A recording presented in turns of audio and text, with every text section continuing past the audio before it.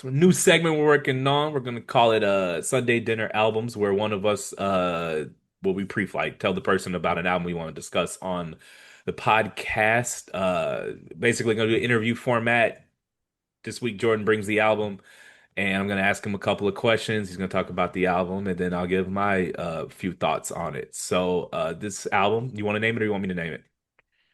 Yeah, it's called AM Paradox. Came out in 2016. Who's it by? Brent Faiyaz, All a right. Toxic King. Uh so I didn't pre-flight this question, but how'd you get put onto him? Where did he come from? Because he's pretty new to me. So Okay, how did I discover him? You know that song "Crew"? She yeah, sees money all around. yeah. That's him. He sings the hook. So that's how Was I that before found or after him. this album? Uh, I think before. Let me see. "Crew." I feel like it's probably around the same time. Um, nope, wrong song. Oh, there it is. Uh,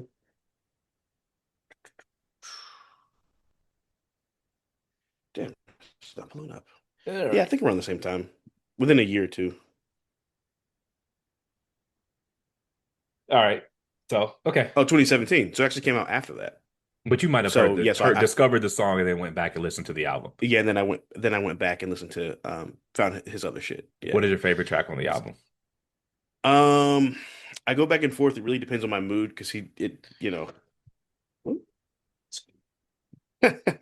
I'd probably say my favorite song off this project. Uh, yeah, I'm gonna go Poison. Okay. Right now, I toggle between Poison and Lovely. But I'm gonna Okay. go Poison. Um, I love the kind of old like 90s R&B kind of vibe to it. The slowed down beat. I miss R&B where it's actually like about like liking a girl as opposed to just like fucking, you know what I mean? Like Yeah. uh and I would, girl, you do damage to me. I mean, we've all been there, so Yeah. it's extremely relatable. If you could cut one, well, there's only five songs on it, so I doubt this would. If you could cut something, it wouldn't be a classic if there's only five songs on it. So, what is your least favorite song on the True. album? My least favorite song, I'd probably say, yeah, I'd say Invite Me is probably my least. Okay. And I don't even dislike that song, but if just ranking one through five, I'd say that's probably the worst song on the project, quote So this would unquote. be that answers my next question. Did you have any skips? But if you just said you just no skips. So Yeah, what memory, since music to me is most closely tied to memories, times, and places. So what memory yeah. or situation do you closely attach this album to? Huh, that's good. I think probably around between like 2018 and 2020. Okay. I think it's around when I found this particular project. I love one of my favorite things to do is, I mean, I live life in a rush a lot, like for work and shit like that, So like I try to make time to just like do shit that I just enjoy doing for the sake of doing it. So I love like going for drives at night, just nowhere in particular. I just drive around up and down Glenwood for, an hour or so sometimes. And this is one of those projects that I would rip up and down the road, not rip up and down the road, but drive up and down and listen to on a loop at night, especially like if I had a lot on my mind. I think 2020 was obviously like one of the worst years ever, and one of the Good do shit, casualties but of drive in a circle. right, Uh, one of the casualties of my life that happened in 2020 was I went through a bad breakup, and so I would listen to that song all the time. Just processing and we don't really guys we don't talk about our feelings, so listening to music is kind of how I communicate, so to speak. Fair enough. Yeah, okay. Well, all right. Anything else? What does the album mean to you? You just kind of went through that. We're still workshopping the segment, but anything else you Right, want to? yeah, no, that's good. I mean, this project is like so succinct, and it's crazy 'cause it's only basically 10 years old, but it's kind of very retro in the way that it was made because like if you listen to a project now that's five songs, that's 10 minutes. Yeah. Like versus a five song, EP and it's 22 minutes, 20 minutes, yeah, 22 minutes.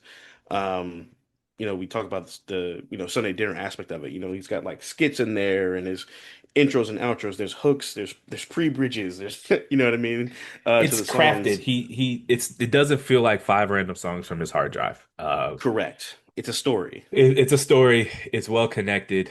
Um, if I may, probably could link with a vocal coach, work out some of that.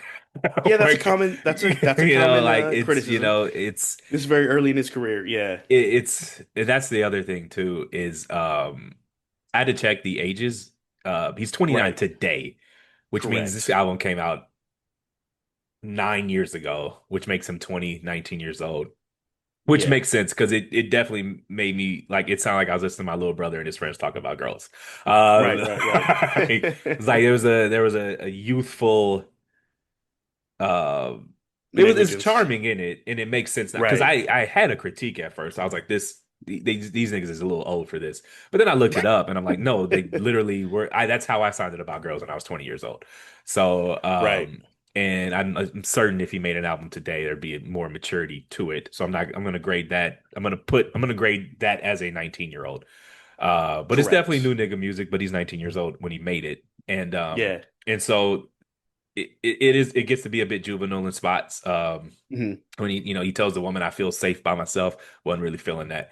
Um, as you get older as a man, you realize that you're supposed to be safety, not look, like you Look for don't safety in look for others. safety in others. Which Yeah. I guess he kind of was getting there, saying I feel safe by myself, but like Hmm. saying that to a woman is off-putting because you're supposed to be her safety. Right. So, but I mean, at 19, I didn't understand that either. So, Right. so that's a question I had. Is this a breakup album? Um, yeah, I'd say so. I would think so. Yeah, I'd say so. Or it's one of those albums you make when you're like when you with someone that you should break up with. Yeah. And that was the other critique I had of it too. Is there's a lot of wallowing in self-pity. But Yeah, again, that's what 19-year-olds do when they break up. correct. Like one of my biggest critiques of breakup albums made by grown-ups is that they always sound Hmm. like teenagers, right? Like the Mm, crying, the world is ending, yeah, staring out the window but like when you're a yeah, grown up and you break up, you still gotta go work in the morning. No one, right. you can't go tell your landlord I'm heartbroken, I can't pay you this month. Like the world has to keep spinning. So I Yeah. like the breakup albums that talk about how you keep going through it and how you Okay. put on a face for it, even if you're dying inside, right? And so, Right. but again, these are things that I wrote down before I went and looked it up and saw he was 19 years old. Because when I was 19 years old and I went through breakups, I wallowed in self-pity. I didn't get out of it. Correct. But that's what 19 Yeah. year olds do. So it's totally Right. age appropriate for the time that he wrote the music. Correct. And so with that proper context, I gave it I can view the music through that lens and I don't have such harsh critiques of it anymore. It's a really good album. Hmm. It's very cohesive. Yeah. Um, like I said, there's some spots where, and again, he might have the resources to get a vocal coach now, to get a producer to be like, Right. because a lot of people think producing is just making beats, It's not. but You're producing basically is directing also the like, album. yeah, you're producing the music. You're like, come in a little lower there. Yeah. Like come in a little. Let's Yeah. re-record that. You're a little pitchy there. Let's change that Right. word. And he might be able to afford higher end production quality now. Correct. So Because it's yeah, and I high. I'm assuming he's young. He didn't have his bag right. So, right. there's some spots there where the vocals aren't strong or the sounding is a little off. And I'm just going to chalk that up to Correct. being youthful and not having a budget. Once we That's blow very up, our true. cameras will be better. Our mics will be Yeah, they'll better. be like, what's that homeless shit they were doing? And so like it's there's a startup company charm to the album that Correct. I didn't Yeah. have on my first listen because I went back and looked at it and was like, oh, he's a youngin' at this time. It's 2016. I'm just Yeah. grabbing it and listening to it. And so the second and third listen, because I listened to it three times Hmm. with that context, there's a youthful startup company Right. charm to it that you miss if you don't realize that he's so young. Correct. Yeah, that's very true. I think one thing also important to state, I forgot to state why. I just like him as an artist, but also I think what I love about him too is that he's independent, which is Yeah. why he probably didn't have the resources, the vocal coach and all that kind of stuff. Um, and really, also, I did want to say, I don't know if you were going to ask me this or not, but one of my favorite lines from the album, I don't know if you had one or not. we haven't got to your opinion yet, full opinion yet of it. Is on Insecure where he says, "The reason I can't apply all of me is because I ain't the one," Yeah. and I found that very extremely relatable. Actually, Um, I don't have a favorite. I mean, I guess I wasn't. Now that I know to look for it, I will have, that answer right. in future segments. But no, I didn't write down a favorite line on the album. I Okay. just kind of had more meta critiques of it. But no, Yeah. like I said, you need the context of it being like a startup. Right. This is recorded. This is reminds me of like recording with the laptop in the garage and Right. it's With the very or in the closet with the foam padding and shit, correct. you It, know. it's very out the trunk music, and there's a Yeah. certain charm to it once you realize that that's what it is. And I enjoyed it. I enjoyed it. It's a Yeah. brisk 20 minutes.